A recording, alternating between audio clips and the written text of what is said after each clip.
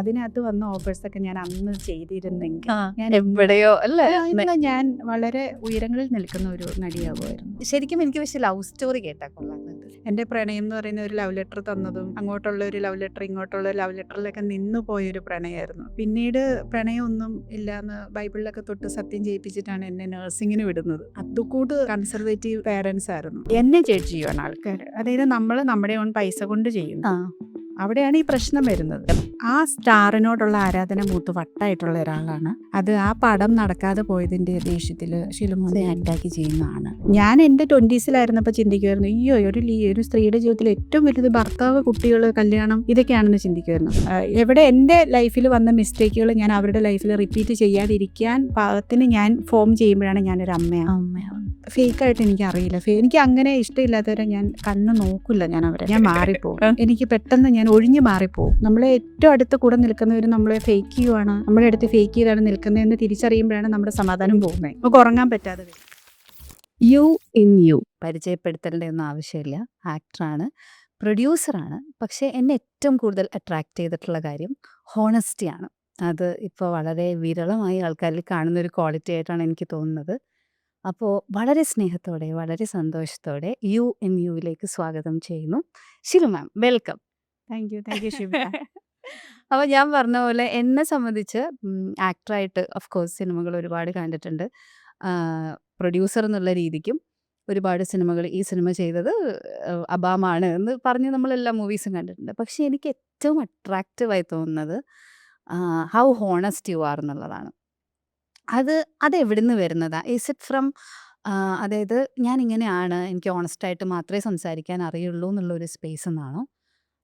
അതോ ഇനി ഞാൻ മിണ്ടാതിരുന്നിട്ട് കാര്യമില്ല, ഇനിയുള്ള കാര്യം അങ്ങ് പറഞ്ഞേക്കാം എന്ന് വിചാരിക്കുന്നതാണോ? അതോ you made like peace with it? അതായത് ആൾക്കാരിങ്ങനെ അവരുടെ വേർഷൻസ് പറഞ്ഞുകൊണ്ടിരിക്കും. അപ്പം എൻ്റെ ഒരു വേർഷൻ ഉണ്ട്, അത് ഞാനും പറയട്ടെ.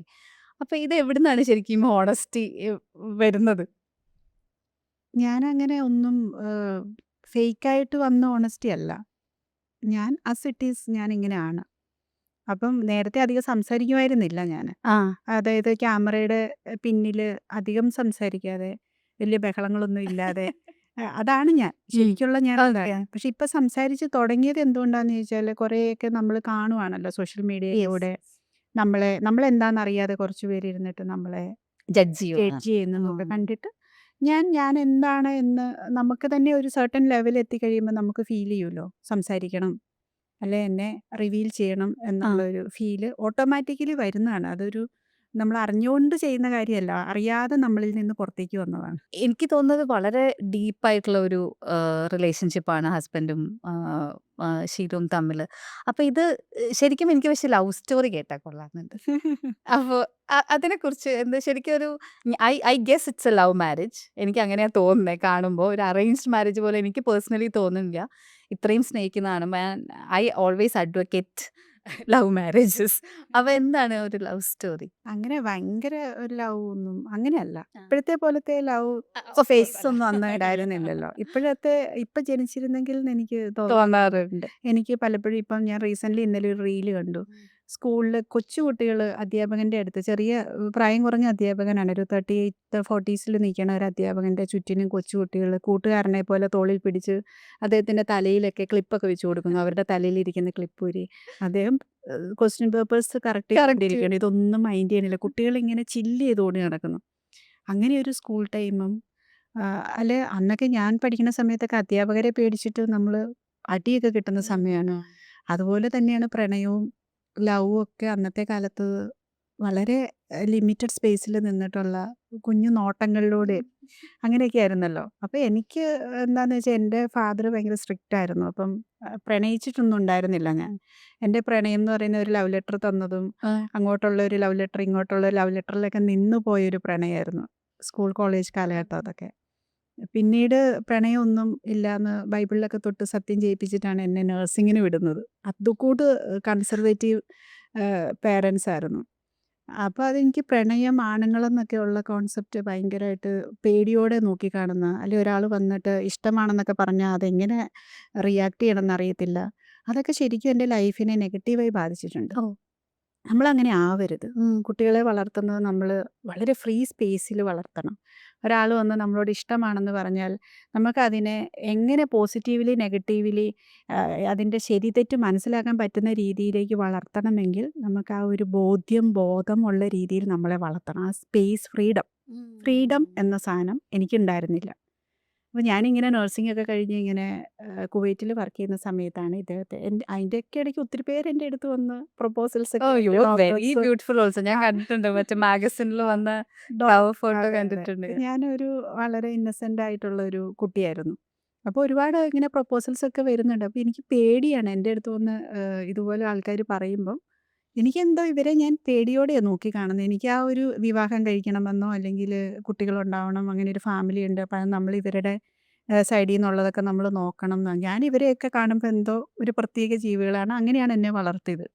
അങ്ങനെ ഇരിക്കുമ്പോഴാണ് ഈ ഹസ്ബൻഡ് ഇപ്പോൾ കല്യാണം കഴിച്ച ആൾ കാണുന്നതും അദ്ദേഹം എന്നെക്കാളും കുറച്ച് പ്രായ വ്യത്യാസമുള്ളൊരു മൂത്തയാളാണ്. പ്രായത്തിന് മൂത്താണ്, ഞങ്ങൾ ഏജ് ഡിഫറൻസ്. ഓ അപ്പോൾ എനിക്ക് അദ്ദേഹം എന്നെ ഇങ്ങനെ എയർപോർട്ടിൽ വെച്ച് ഞങ്ങൾ ഒന്ന് കണ്ടതാണ്. അപ്പോൾ ഇങ്ങനെ മോൾ എവിടെ പോകുന്നു എന്ന് ചോദിച്ചു. മോള് ആ അതെ ഇപ്പോഴങ്ങനെയല്ലോ വിളിക്കുന്നത്. ഇപ്പം കുട്ടു എന്നാണ് എന്നെ വിളിക്കുന്നത്. അപ്പോൾ എന്നാലും കുഞ്ഞെ ആ അങ്ങനെ വിളിക്കാറ്. അങ്ങനെയൊക്കെ വിളിക്കുന്നത്. മോളെ, കുഞ്ഞെ, കൊച്ചെ, കുട്ടു അങ്ങനെയൊക്കെ വിളിക്കാറുണ്ട്, പേരങ്ങനെ വിളിക്കാറില്ല. അപ്പം ആ, അദ്ദേഹം ഇങ്ങനെ ആ ഒരു ഇടപെടലിൽ നിന്നാണ് എനിക്ക് ഒരു നമ്മൾ പേടി പറയില്ലേ പോയി ആ അല്ലേ? പേടിയില്ലാത്ത ഒരു നമ്മളെ വളരെ കെയർ ചെയ്യുന്ന ഒരു നമ്മൾ പറയില്ലേ നമ്മൾ അനുഭവിക്കാത്ത ഒരു സ്പേസ്, ഒരു ഫ്രീഡം തന്ന ഒരു അങ്ങനെ എനിക്ക് ഫീൽ ചെയ്തു. അല്ലാണ്ട് എനിക്ക് ലവ് അല്ല എനിക്ക് തോന്നിയത് അദ്ദേഹത്തോട്. കംഫർട്ടബിൾ ആ ഒരു ആയിട്ട്. കംഫർട്ടബിൾ ആയിട്ടുള്ള ഒരു സ്പേസ് കണ്ട പോലെ എനിക്ക് ഫീൽ ചെയ്തു. എന്നെ മനസ്സിലാക്കി എന്നെ കെയർ ചെയ്യുന്ന പോലെ. അല്ലെ എന്നെ ഞാൻ ഒറ്റയ്ക്കായിരുന്നല്ലോ അവിടെ. അപ്പം ആ. എൻ്റെ അടുത്ത് ഒത്തിരി പേര് എൻ്റെ ഏജ് ഗ്രൂപ്പിലുള്ളവരും എന്നൊക്കെ 3-4 ഇയേഴ്സ് മൂത്തവരൊക്കെ വന്ന് ചോദിക്കുമ്പോൾ എനിക്ക് ഞാൻ അൺകംഫർട്ടബിൾ ആയിട്ട് ഫീൽ ചെയ്യുന്നത്. അപ്പോൾ ഇദ്ദേഹത്തെ കണ്ടപ്പോൾ എനിക്ക് എന്തോ ഒരു ഫാദർലി ഫിഗർ ആയിട്ടാണോ എന്തോ എന്നെ ടേക്ക് കെയർ ചെയ്യാൻ പറ്റുന്ന ഒരു വ്യക്തി ആ. എന്നാണ് എനിക്ക് ഫീൽ ചെയ്തത്. പിന്നെ അങ്ങനെ ഒരു കോൺവെർസേഷൻ പിന്നീട് വന്നതും പിന്നീട് അത് വിവാഹത്തെപ്പറ്റി സംസാരിച്ചതും ഒക്കെ അങ്ങനെ. എന്നിട്ട് അദ്ദേഹം തന്നെ വീട്ടിൽ വന്ന് പറഞ്ഞോ? പിന്നീട് ഞാൻ അറിയാതെ അദ്ദേഹം വീട്ടിൽ 2 മന്ത്സിനുള്ളിൽ എൻ്റെ ബ്രദറിനെ കോൺടാക്ട് ചെയ്ത് പറഞ്ഞു. അപ്പൊ അങ്ങനെ എന്തായിരുന്നു സംസാരിച്ച് ഫസ്റ്റ് അച്ഛന്റെ ഒക്കെ? അവർക്ക് അത്ര താല്പര്യം ഉണ്ടായിരുന്നില്ല. ഓ. കാരണം അവർ ചിന്തിക്കൂല. അന്ന് അദ്ദേഹം ബിസിനസ്സുകാരനാണ്, ഇങ്ങനെ ട്രാവൽ ചെയ്യുന്ന ഒരു ഓ. മനുഷ്യനാണ്. അപ്പം ഇങ്ങനെയുള്ള ഒരു ബിസിനസ്സുകാരനൊക്കെ എങ്ങനെയായിരിക്കും, അദ്ദേഹത്തെ പറ്റി അറിയില്ലായിരുന്നല്ലോ. പിന്നീട് അവർ എൻക്വയറി ചെയ്തു, അങ്ങനെ അറിഞ്ഞ് അങ്ങനെ നടന്ന ഒരു കല്യാണമാണ്. നല്ല രസമുണ്ട് കേൾക്കാൻ. ഇപ്പം അല്ലാതെ അതൊരു ലവ് അങ്ങനെയല്ല, അത് മനസ്സിലായോ? ഒരു എനിക്ക് കംഫർട്ട് സോൺ എനിക്ക് കണ്ടുപിടിച്ചതാണ് അതെ, അല്ലേ? എനിക്ക് ഫാദർ തന്നിട്ടുള്ള ഒരു ആ. സ്ട്രിക്റ്റ് ആയിട്ടുള്ള ഒരു ആ. എൻവയോൺമെന്റിൽ നിന്ന് ഞാൻ വളരെ വ്യത്യസ്തനായ ഒരു വ്യക്തിയെ കണ്ടു. യെസ് യെസ് എന്നെ വളരെ ഒരു കൈവെള്ളയിൽ ഇങ്ങനെ വെച്ച് നോക്കുന്ന ഒരു വ്യക്തി. ബാക്കി വന്ന പ്രൊപ്പോസൽസ് എല്ലാം ഇങ്ങനെ പ്രണയം.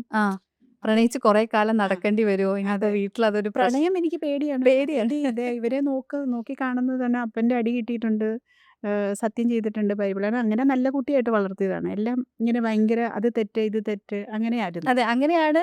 ഇപ്പൊ ഞാൻ മാഗസിനിലെ കവർ ഫോട്ടോ എനിക്കൊന്നും ഷീല തന്നെയാണ് അത് ഇൻസ്റ്റാഗ്രാമിൽ എവിടെയോ ഞാൻ അത് ആരോ തേടി കണ്ടുപിടിച്ചു. ഇതിലെ ഞാൻ ഇട്ടാ. ഞാൻ കണ്ടിട്ടുണ്ട്. ഉം. നല്ല തിളങ്ങുന്ന കണ്ണൊക്കെയുള്ള ഭയങ്കര ക്ലിയർ സ്കിൻ, ഇപ്പോഴും വളരെ സുന്ദരിയാണ്. ബട്ട് സ്റ്റിൽ ലൈക്ക് നമ്മുടെ ആ ഒരു വളരെ യങ് ഏജ് എന്ന് പറയുന്ന സമയത്തുള്ള ഒരു 16 വയസ്സാണ്. 16 വയസ്സ്. എങ്ങനെയാണ് അങ്ങനെ ഒരു കവർ ഫോട്ടോയിലേക്ക് എത്തുന്നത്? അത് എൻ്റെ ബ്രദർ അന്ന് മൂലമറ്റ സെന്റ് ജോസഫ്സ് കോളേജിൽ പുള്ളി ഈ അന്ന് കോളേജ് പൊളിറ്റിക്സ് ഉണ്ടല്ലോ, പുള്ളി അന്ന് അവിടെ എന്താണ് കോളേജ് യൂണിയൻ ചെയർമാനാണ്. അപ്പോൾ അവിടെ അവരുടെ ഒരു ഇവൻറ്റിന് വേണ്ടിയിട്ട് മനോരമയുടെ എഡിറ്ററാണ് ഗസ്റ്റായിട്ട് വന്നത്. അപ്പോൾ ആ കോളേജ് ഡേയിൽ ഞാനും പോയിട്ടുണ്ടായിരുന്നു. ഞാനും അമ്മയൊക്കെ, അമ്മ ടീച്ചറായിരുന്നു. അപ്പം ഞങ്ങൾ പോയി. അപ്പോൾ അവിടുത്തെ അച്ഛന്മാരൊക്കെ ഞങ്ങളുമായിട്ട് വളരെ അടുപ്പമാണ് ബ്രദറിൻ്റെ കോളേജിൽ. അങ്ങനെ ചെല്ലുമ്പോൾ ഈ എഡിറ്റർ അപ്പം ബ്രദർ ഓഫ് കോഴ്സ് ചെയർമാൻ ആകുമ്പോൾ എന്നെ പരിചയപ്പെടുത്തുമല്ലോ, ഇത് സിസ്റ്ററാണെന്ന് പറഞ്ഞു, പെങ്ങളുട്ടിയാണെന്ന് പറഞ്ഞു. അപ്പം നല്ല മുഖശ്രീ ഉണ്ടല്ലോ, അപ്പോൾ മനോരമയിൽ ഒരു മുഖചിത്രം കൊടുത്താലോ എന്ന് പറഞ്ഞു. 2 ആഴ്ചയ്ക്കുള്ളിൽ മനോരമ സ്റ്റുഡിയോയിൽ വന്നുള്ളൂ കേട്ടോ, കോട്ടയത്തെന്ന് പറഞ്ഞു. അങ്ങനെ ആണ്. അപ്പോൾ അത് വീട്ടിൽ പറഞ്ഞപ്പോൾ ഫാദർ സമ്മതിക്കുന്നുണ്ടായിരുന്നില്ല. പിന്നെ ഇനിയിപ്പോൾ പരസ്യത്തിന് കൊണ്ടു നടക്കാനല്ലേ എന്ന് പറഞ്ഞു. പക്ഷേ എങ്ങനെയോ അമ്മ സപ്പോർട്ടീവായിരുന്നു. ഇങ്ങനത്തെ കാര്യത്തിനൊക്കെ ഡാൻസ് ചെയ്യാനും ഒക്കെ ഒത്തിരി സപ്പോർട്ടീവായിരുന്നു. അപ്പോൾ അമ്മയുടെയും ബ്രദറിൻ്റെ ഫ്രണ്ടാണ് ഈ എഡിറ്ററുമായിട്ട് വളരെ അടുപ്പമായിരുന്നു. അങ്ങനെ ബ്രദറിൻ്റെ ഫ്രണ്ടും ഞാനും അമ്മയും ബ്രദറും കൂടെയാണ് കോട്ടയത്ത് മനോരമ സ്റ്റുഡിയോയിൽ പോകുന്നതും ഫോട്ടോ എടുക്കുന്നത്. ഫോട്ടോ എടുക്കുന്നത്. എന്നിട്ട് ഇത് വന്നു അത് അവർ പറഞ്ഞിരുന്നത് 3-4 മന്ത്സ് കഴിഞ്ഞിട്ടേ വരൂ. 4 മന്ത്സിലേക്കുള്ള ഫോട്ടോസ് ഓൾറെഡി അവരുടെ സെറ്റാന്ന് പറഞ്ഞിരുന്നു ഒത്തിരി പേരുടെ. പക്ഷേ അപ്പോൾ നമുക്ക് അവരുമായിട്ടും അങ്ങനെ വലിയ അടുപ്പമൊന്നുമില്ല. പക്ഷേ 2 വീക്സ് കഴിഞ്ഞപ്പം എൻ്റെ ഫാദർ കടകളിൽ പോകുമ്പോൾ ഇങ്ങനെ മുറുക്കാൻ കടകളിലും എല്ലാം ഇതിങ്ങനെ തൂക്കി ഇട്ടേക്കുന്നു. നമ്മൾ അറിഞ്ഞു പോലും ഇല്ല. അപ്പോൾ ഇത് അവിടെ മൊത്തം ആൾക്കൂട്ടം കടകളിലൊക്കെ ഇങ്ങനെ. അപ്പം നോക്കിയപ്പോഴേക്കിങ്ങനെ ഇത് നമ്മളെ വെച്ചല്ലേ ഞാൻ തന്നെ അന്ന് ഭയങ്കര സർപ്രൈസ്. 2 ആഴ്ചക്കുള്ളിൽ അവരത് പബ്ലിഷ് ചെയ്തു. എന്നിട്ട് അച്ഛൻ കണ്ടിട്ട് എന്താ പറഞ്ഞത്? വാങ്ങിയിട്ട് വന്നു. ആ. ഒരു 3-4 എണ്ണമായിട്ടാണ് വന്നത്. ആ. ഭയങ്കര ദേഷ്യത്തിൽ ഇതൊക്കെ ചുരുട്ടി പിടിച്ച് അവിടെ ആൾക്കാരൊക്കെ ഇങ്ങനെ ഭയങ്കരമായിട്ട് എല്ലാവരും വാങ്ങിച്ചിങ്ങനെ കാണുവാണല്ലോ. അപ്പോൾ പുള്ളിക്ക് അതങ്ങ് ഇഷ്ടപ്പെട്ടില്ല. അത് കഴിഞ്ഞ് അധികമൊന്നും ഇങ്ങനെ അതിനെപ്പറ്റി കുറിച്ച് ഇതെന്താ പരസ്യമാണോ അങ്ങനെയൊക്കെ. പിന്നെ വീട്ടുകാർ അച്ഛന്റെ അമ്മയുടെ ജോലി എന്തായിരുന്നു? പുള്ളി കൃഷി അങ്ങനെയൊക്കെ പണ്ടൊരു ബിസിനസ്സൊക്കെ ഉള്ളായിരുന്നു. ടീച്ചർ അമ്മ മാത്രമേ, അമ്മയുടെ വീട്ടുകാരാണ് ഫുൾ ടീച്ചേഴ്സ്. അപ്പൻ്റെ വീട്ടുകാർ ആ ഒരു ലൈനല്ല. അപ്പം പിന്നീട് ഒരാഴ്ച കഴിഞ്ഞപ്പോൾ പിന്നെ ഈ സോനാരിയെ മൊത്തം മാറി. പുള്ളി ഒന്ന് സെറ്റിലായിരുന്നു. ഇതൊക്കെ കണ്ടു ഓക്കെ വലിയ കുഴപ്പമില്ല, നല്ല ക്യൂട്ടൊരു പടം. പിന്നെ അമ്മയുടെ ആങ്ങളെ വിളിച്ചിട്ടും ഇച്ചിരി ചീത്ത പറഞ്ഞു, ഇതെന്താ കൊച്ചിനെ പരസ്യത്തിന് വിട്ടേക്കുവാണോ എന്നൊക്കെ പറഞ്ഞിട്ട്. അതവിടെ സെറ്റിലായിരിക്കുമ്പോഴത്തേൻ്റെ പോസ്റ്റ്മാൻ വരുന്നു. ഒരു കയ്യിലൊരു 7-8 ലെറ്റേഴ്സ്. എൻ്റെ അഡ്രസ്സ് ഉണ്ടല്ലോ ഇതിനകത്ത്. അഡ്രസ് വന്ന് കൊടുക്കും. ഒരു ദിവസം തന്നെ അഡ്രസ്സ് ഉണ്ട്. അങ്ങനെയാണ് അന്ന്. ഇപ്പം എനിക്ക് എങ്ങനെയാണെന്ന് അറിയില്ല. അന്ന് ആരുടെ മകൾ, ചെരിയമ്പുറത്ത് പാപ്പച്ചൻ്റെ മകൾ എന്നും പറഞ്ഞ് അഡ്രസ്സ് സഹിതമാണ് വരുന്നത്. അത് ശരി. ആൾക്കാർക്ക് ഈസി അപ്രോച്ച് ചെയ്യാം. അപ്പം അന്ന് എഴുത്തുകളാണ്. അന്ന് ഫോണ് വാട്സപ്പ് അതൊന്നും ഇല്ലല്ലോ. അപ്പം ഒരു 8 എഴുത്തുമായിട്ടാണ് പോസ്റ്റ്മാൻ ചേട്ടൻ വരുന്നത്. ചേട്ടന് നമ്മളെ നല്ലതായിട്ട് അറിയാവുന്ന അവിടുത്തെ നാട്ടുകാരാണല്ലോ എല്ലാവരും. ഒരു ദിവസം 8 കത്ത്, അടുത്ത ദിവസം 10 കത്ത്. ഇതിങ്ങനെ 2-3 ആഴ്ചത്തേക്ക് ഇതിങ്ങനെ തുടർന്നുകൊണ്ടിരുന്നു. എഴുത്തുകളുടെ ബഹളങ്ങളാണ്. ഒരു 1 മന്ത് ഇങ്ങനെ വന്നുകൊണ്ട് അതിൽ ഓർക്കുന്ന ഏതെങ്കിലും ലെറ്റർ എല്ലാം ഓർക്കുന്നുണ്ട്. എല്ലാം ഇരുന്ന് വായിക്കണം. എനിക്ക് ഭയങ്കര സന്തോഷം. കയ്യിൽ കിട്ടും. അച്ഛൻ്റെ അടുത്ത് പുള്ളി കൊണ്ടുവരും, അവിടെ വെക്കും, എല്ലാവരും കൂടി ഇരുന്ന് വായിക്കും. ചിലത് കാണുമ്പോൾ എന്നെ ഇങ്ങനെ നോക്കും. പുള്ളി ഇങ്ങനെ ദേഷ്യപ്പെട്ട് ഇങ്ങനെ നോക്കും. എല്ലാം പ്രണയലേഖനങ്ങൾ. ഇങ്ങനെ ഇങ്ങനെ എന്താണ്, കടലിൽ നിന്ന് ഒഴുകുന്ന തിരമാല, അവിടുന്ന് ഇവിടുന്ന് മറ്റേ മലയുടെ മുകളിൽ നിന്ന് വീഴുന്നോണ്ട് നിന്നെ ഞാൻ പ്രണയിക്കുന്നു എന്നൊക്കെ പറഞ്ഞിട്ട് എനിക്ക് നാണമാവുക ഇത്. അപ്പം വായിക്കുന്ന. പിന്നെ ഒരാൾ ചോരയിൽ എഴുതിയത് ആരാണ് എവിടുന്നൊന്നും ഇത് പേരൊക്കെ ഉണ്ട്. പക്ഷെ എനിക്കിതൊന്നും കണ്ടുപിടിക്കാനോ അല്ലെങ്കിൽ അങ്ങനെ ഒന്നും അന്ന് അങ്ങനത്തെ പോസിബിലിറ്റീസ് ഇല്ല. എന്താണ് ഇൻസ്റ്റാഗ്രാമിൽ നോക്കാന്ന്. പക്ഷെ എനിക്ക് എൻ്റെ ആ ഒരു 16 വയസ്സ് 17 വയസ്സുകാരിയിലേക്ക് പോകുന്ന ഒരു സമയത്ത് എൻ്റെ ഏറ്റവും നല്ല മൊമെന്റ്സ് ഞാൻ ചെറിഷ് ചെയ്യുന്ന എൻ്റെ ഉള്ളിലെ പ്രണയമൊക്കെ ആ എഴുത്തുകളിലായിരുന്നു. സത്യത്തിൽ എനിക്ക് അല്ലാതെ ഡയറക്റ്റ് എന്നെ പ്രൊപ്പോസ് ചെയ്തിട്ടുള്ള ആൾക്കാരെയൊക്കെ വെച്ച് നോക്കിയാലും ഞാൻ പ്രണയിച്ചത് മൊത്തം ഈ എഴുത്തുകളിലൂടെ എന്നെ പ്രണയിച്ച് അറിയാൻ വയ്യാത്ത എവിടെയോ ഇരിക്കുന്ന സ്ട്രേഞ്ചേഴ്സിനെയാണ്. ഇതാരാണിത്, ഭയങ്കര മനോഹരമാണ്. ഞാൻ മറന്നുപോയി, ഇപ്പം ഇത്ര വർഷങ്ങളായില്ലേ. ഇത്ര മനോഹരമായിട്ട് ഇവർ എഴുതുന്നുണ്ടല്ലോ അല്ലേ? നമുക്ക് വേണ്ടി സമയവും ഒക്കെ എടുത്ത് അല്ലേ? അങ്ങനെ അത്രയും മനോഹരമായിട്ട് ഒരാളിങ്ങനെ കവിതയായിട്ട് എഴുതിയേക്കുവാണ്.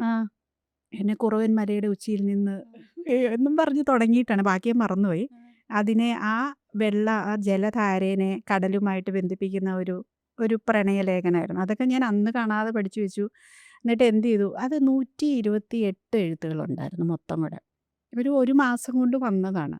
7, 8, 6 അങ്ങനെ ഓരോ ദിവസമായിട്ട് 128 എണ്ണം ഉണ്ടായിരുന്നു. അപ്പം ഞാൻ അന്ന് ഉടനെ തന്നെ നഴ്സിങ്ങിന് പോകാനായിട്ട് 16 വയസ്സിൽ മോചിത്രം വരുന്നു. 17 വയസ്സിൽ എൻ്റെ ഇത് കഴിഞ്ഞിട്ട് ഞാൻ നഴ്സിങ്ങിന് പോകുന്നു. അപ്പം ഞാൻ എന്ത് ചെയ്തു, അപ്പം അന്ന് അപ്പൻ ഇത് എല്ലാം അപ്പൻ സത്യം ചെയ്യിപ്പിച്ചത് അല്ലേ? അതെ, അപ്പം ഇതെല്ലാം ഒന്നും വായിച്ചില്ല. കുറച്ചൊക്കെ വായിച്ചിട്ടങ്ങ് പുള്ളിക്ക് മനസ്സിലായി. എന്നാലും ഞാൻ അതിനൊക്കെ റിപ്ലൈ കൊടുക്കുന്നുണ്ടോ എന്നൊക്കെയുള്ള നോട്ടമൊക്കെ ആയിരുന്നു.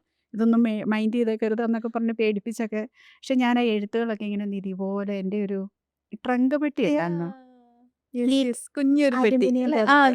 ഒരു കുഞ്ഞു പെട്ടി എനിക്കുണ്ടായിരുന്നു. അതായത് എൻ്റെ ഇങ്ങനത്തെ ഇഷ്ട സാധനങ്ങളൊക്കെ ഞാൻ സൂക്ഷിച്ചു വെക്കുന്ന ഒരു പെട്ടി ഉണ്ടായിരുന്നു. അതിൽ ഞാൻ ഈ എഴുത്തുകൾ 128 എണ്ണം ഒരു തുണിയുടെ ഒരു റിബൺ, മുടിയെ കെട്ടുന്ന റിബൺ ഉണ്ടല്ലോ, അത് വെച്ച് കെട്ടി ആ പെട്ടിയിൽ സൂക്ഷിച്ചിട്ടാണ് ഞാൻ നഴ്സിങ്ങിന് പോകുന്നത്. അപ്പം അതിനകത്ത് എൻ്റെ കുറേ ഫേവറേറ്റ് സാധനങ്ങൾ ഞാൻ കുഞ്ഞിലെ പിറക്കിയ കുഞ്ഞിക്കുരുക്കൾ, ഉം. അഞ്ചാടിക്കുരുക്കൾ, ഉം. അതുപോലെ പിന്നെ കടലിൽ നിന്ന് ഞാൻ എപ്പോഴും ടൂർ പോയപ്പോൾ കൊണ്ടുവന്ന നമ്മുടെ ശംഖ് തന്നെ അതൊക്കെ സൂക്ഷിച്ചു വെക്കുന്ന ഒരു പെട്ടി. മനസ്സിലായില്ലേ? ആ. അതിൻ്റെ കുറച്ച് ഫോട്ടോസ്. അന്ന് അതാണ് പ്രൈവസി അതെ. അന്നത്തെ കാലത്ത് എല്ലാ അല്ലേ? പെട്ടിയായിരുന്നു അത്. അപ്പോൾ ഞാൻ ഈ എഴുത്തുകൾ അതിനകത്ത് വെച്ചു. നഴ്സിങ്ങിന് പോകുന്നു. അപ്പോൾ എല്ലാ വർഷവും ഞങ്ങൾക്ക് 1 മന്ത് ലീവ് ഉം.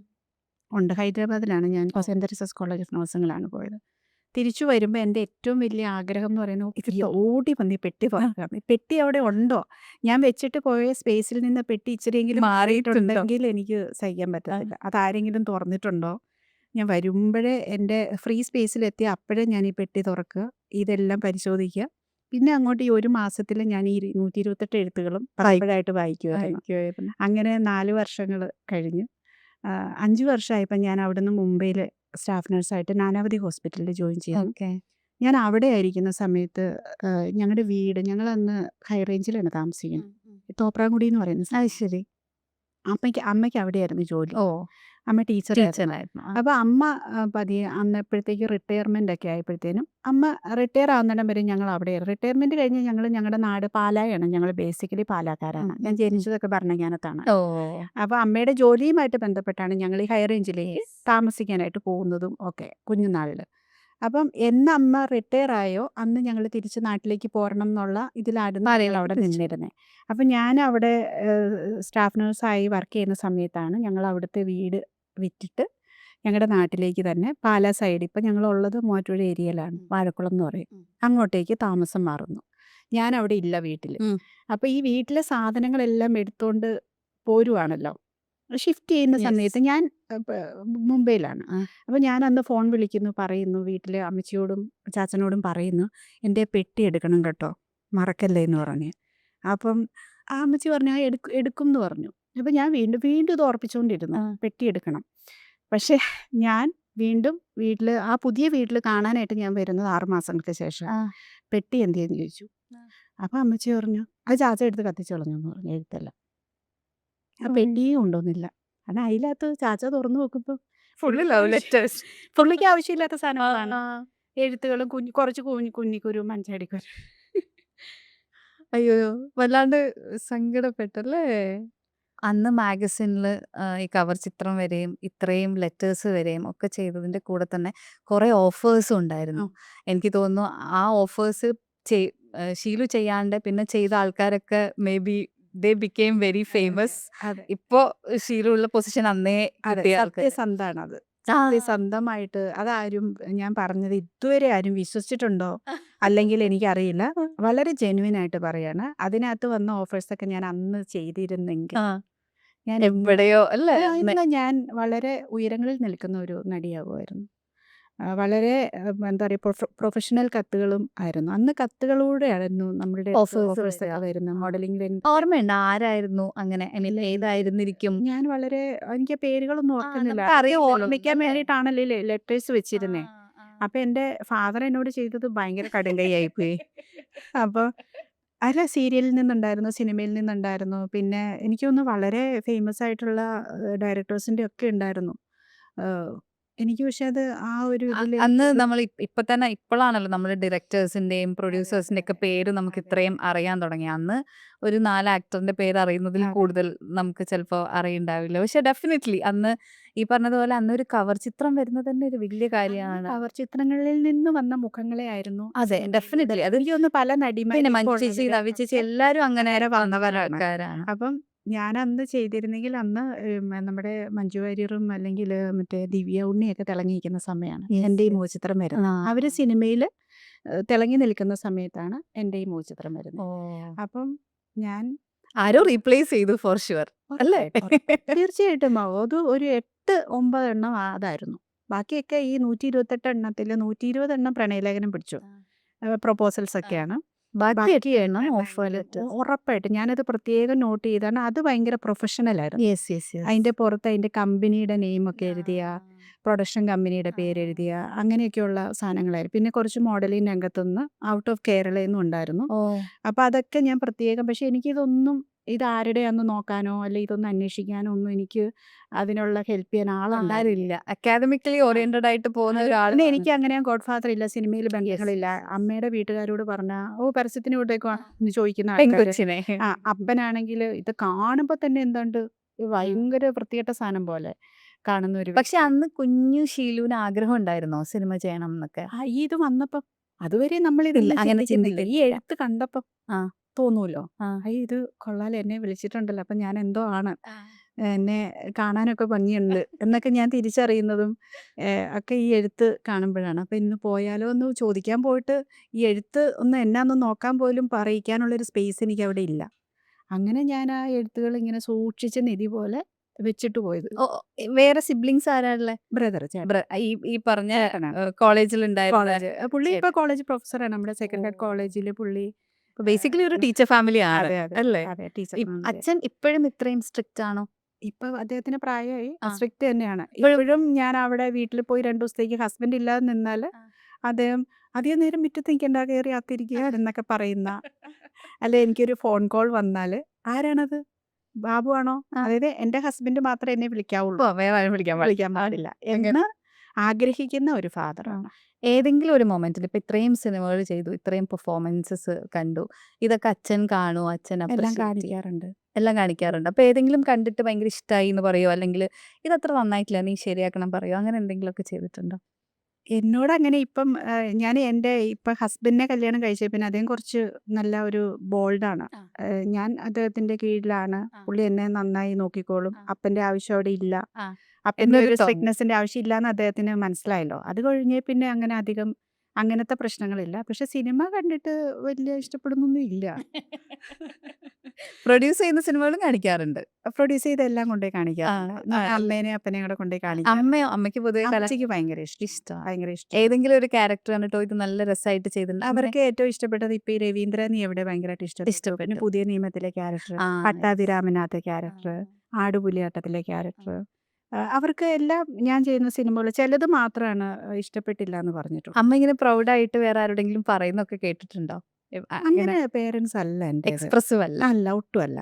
അവര് അങ്ങനെ ഒന്നും നമ്മളെ അങ്ങനെ ഭയങ്കര എക്സ്പ്രസ് ചെയ്ത് ഇങ്ങനെ ഈ സ്നേഹം അങ്ങനെ പ്രകടിപ്പിക്കാൻ അവരെ പ്രകടിപ്പിക്കാത്ത. പക്ഷെ ഷീലു നേരെ ഓപ്പോസിറ്റ് ആണെന്നാണ് എനിക്ക് തോന്നിയത് അല്ലേ? എക്സ്പ്രസ് ചെയ്യാൻ അത് അവരുടെ പാരന്റിംഗ് നിന്ന് ഷീലു മാറ്റിയിട്ട് ചെയ്യുന്നത് എനിക്ക് തോന്നുന്നു ഫ്രീഡം കൊടുക്കുന്നതും എക്സ്പ്രസീവ് ആവുന്നതും ഒക്കെയാണ്. ഞാൻ ഏറ്റവും കൂടുതൽ എൻ്റെ മക്കൾക്ക് കൊടുക്കുന്ന ഫ്രീഡമാണ്. കാരണം ഫ്രീഡം കൊടുത്താലാണ് അവർ നല്ല കുട്ടികളായിട്ട് വളരൂ എന്ന് ഞാൻ തിരിച്ചറിഞ്ഞു. അല്ലെങ്കിൽ നമ്മളിലെ കഴിവുകൾ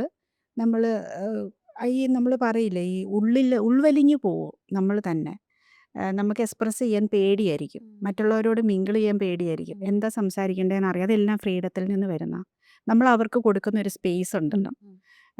നമ്മുടെ ഇഷ്ടങ്ങൾക്ക് ഒരു സ്പേസ് കൊടുക്കണം, നമ്മൾ അവരെ ഒരു ഇൻഡിവിജ്വലായിട്ട് കാണണം. നമ്മൾ അവരെ, എൻ്റെ മക്കൾ, ഞാൻ പ്രൊഡ്യൂസ് ചെയ്ത എൻ്റെ മക്കൾ 2 എന്നല്ല കാണേണ്ടത്. നമ്മളവരെ ഇൻഡിവിജ്വലാണ്. അവരുടെ ഇഷ്ടങ്ങൾ, അവരുടെ തിങ്കിങ് എല്ലാം ഡിഫറെൻ്റ് ആണ്, നമ്മളെപ്പോലെ ആയിരിക്കില്ല. ആ സ്പേസ് കൊടുക്കണം. അപ്പോൾ തന്നെ അവിടെ ഒരു വ്യക്തിക്ക് വളരാൻ പറ്റും. ഇപ്പം ഷീലുവിൻ്റെ ലൈഫ് നോക്കുമ്പോൾ ഞാനിങ്ങനെ നോക്കുന്ന സമയത്ത് അതിൽ കുറേ ടേണിംഗ് പോയിന്റ്സ് ഉണ്ട്. അതായത് ഇപ്പം കല്യാണം കഴിച്ചതാവാം, അല്ലെങ്കിൽ നഴ്സിംഗ് പഠിക്കാൻ പോയതാവാം, അല്ലെങ്കിൽ സിനിമ ചൂസ് ചെയ്തതാവാം, പിന്നീട് ഒരു ബിസിനസ് എന്നുള്ള നിലയ്ക്ക്, അല്ലെങ്കിൽ അഭിനേത്രി ആവാൻ ഉള്ള ഇതിൽ ഏറ്റവും ഇതാണ് എൻ്റെ ലൈഫിൽ ഏറ്റവും ബ്യൂട്ടിഫുൾ ആയിട്ടുള്ള ടേണിംഗ് പോയിന്റ് എന്ന് തോന്നുന്നത് എന്താ? വിവാഹം കഴിച്ചപ്പം തോന്നിയിരുന്നു. പിന്നീട് വളരെ സ്ട്രിക്റ്റ് ആയിട്ടുള്ള ഒരു അച്ഛൻ്റെ അടുത്തുനിന്ന്, അതെ, വളരെ ഫ്രീ ആയിട്ടുള്ള എനിക്ക് സ്പേസ് തരുന്ന ഒരു ആളെ വിവാഹം കഴിച്ചപ്പോൾ വേറൊരു ഫീലാണല്ലോ. ലൈഫിൽ ഭയങ്കര ഫ്രീഡം കിട്ടിയൊരു ഫീലായിരുന്നു. പിന്നീട് കുട്ടികളുണ്ടായി. അതൊക്കെ തന്നെയാണ് ഒരു സ്ത്രീ. ഞാനൊരു പ്രോപ്പർ സ്ത്രീയാണ്. ഞാനൊരു എന്താ പറയുക, ഒരു സ്ത്രീ എൻജോയ് എന്നല്ല, നമ്മൾ ഒരു കണ്ടീഷനിങ്ങിൻ്റെ ഭാഗമായിട്ട് വന്നിരിക്കുന്ന ഒരു സ്ത്രീയുടെ ജീവിതത്തിലെ വിവാഹം, കുട്ടികൾ, അമ്മയാവുന്നതും അതൊക്കെ ഞാൻ എൻജോയ് ചെയ്ത് അതിലൂടെയൊക്കെ പോകാൻ ആഗ്രഹിച്ച, ഇപ്പോഴും അത് തന്നെ വേണമെന്ന് ആഗ്രഹിക്കുന്ന ഒരാളാണ്. പക്ഷേ എനിക്ക് എൻ്റെ സ്പേസ് വേണം.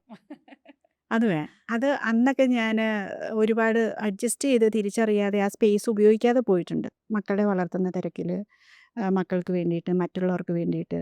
പക്ഷേ ഇപ്പം ഞാൻ എൻ്റെ 40s നിൽക്കുമ്പോൾ ഞാൻ ചിന്തിക്കുന്നത്, ഞാൻ വേറൊരാളായി മാറി, രൂപാന്തരപ്പെട്ടു. എൻ്റെ മച്യൂരിറ്റി ഇവോൾവ് ചെയ്യും. വേറെ ലെവലിലാണ് ഞാനിപ്പോൾ.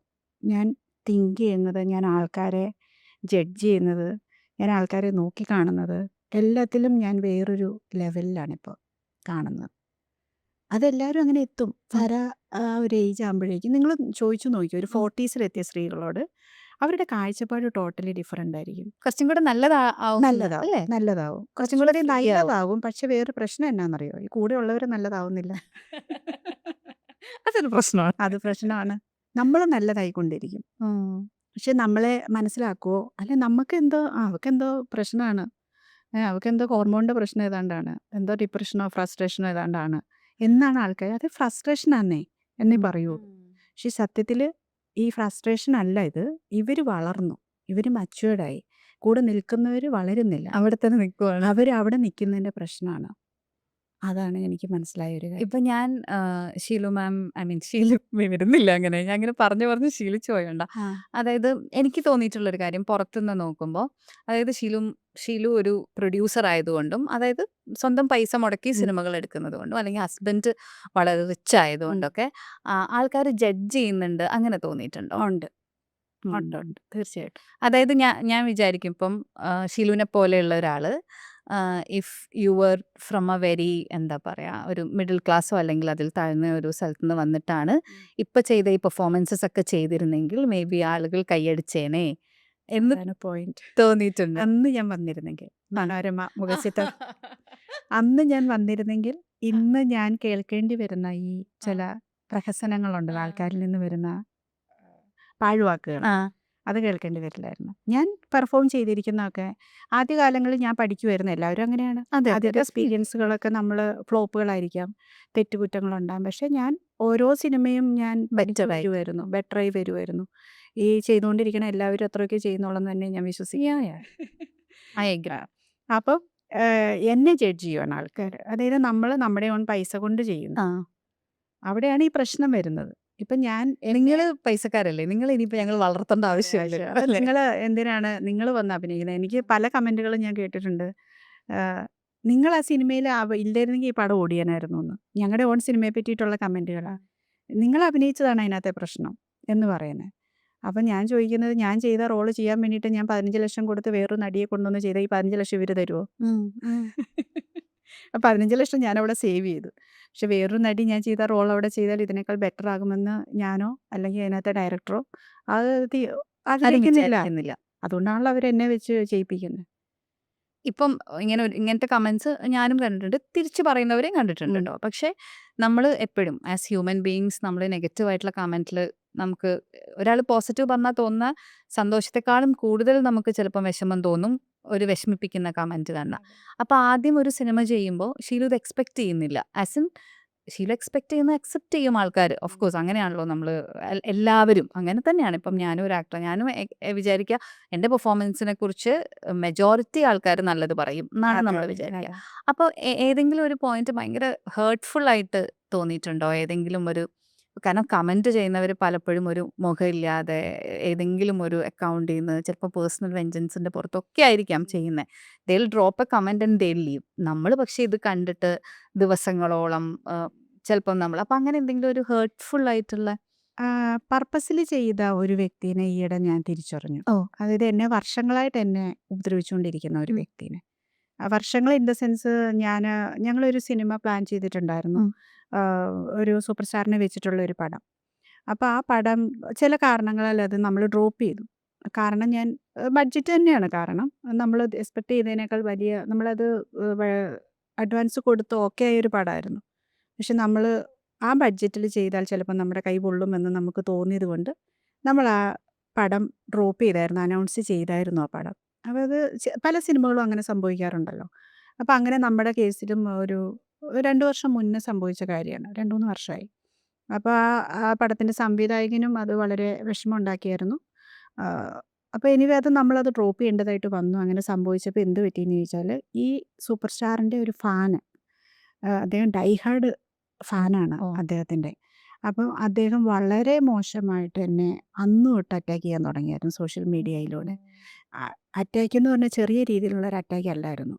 അപ്പോൾ എനിക്കിത് ആരാണ് ചെയ്യുന്നത് എന്ന് അന്ന് എനിക്ക് മനസ്സിലായിരുന്നു. ഭയങ്കര മോശം രീതിയിലൊക്കെ കഥകളുണ്ടാക്കി ഞാൻ ആ പടത്തിൽ നിന്ന് പിന്മാറിയത് പ്രൊഡക്ഷൻ ശരിക്കും പിന്മാറിയത് നമ്മൾ ബഡ്ജറ്റിൻ്റെ പ്രശ്നം കൊണ്ടാണ്.